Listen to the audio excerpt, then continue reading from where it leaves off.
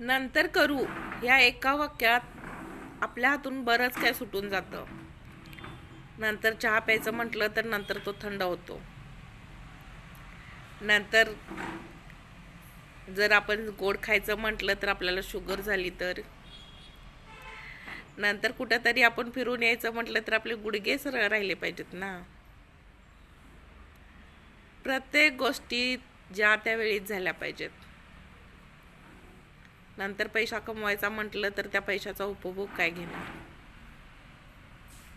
माणूस आयुष्यभर मोठं घर कमवायसाठी धडपड करतो आणि ज्यावेळी ते मोठं घर तयार होतं त्यावेळी एका खोलीतनं दुसऱ्या खोलीत जायसाठी दुसऱ्याचा आधार घ्यावा लागतो. मग ते मोठं घर कुणासाठी उपयोग येणार. ज्यांच्यासाठी उपयोग येते ते तुम्हाला साधं किंमतही देत नाहीत, लक्षात ठेवा.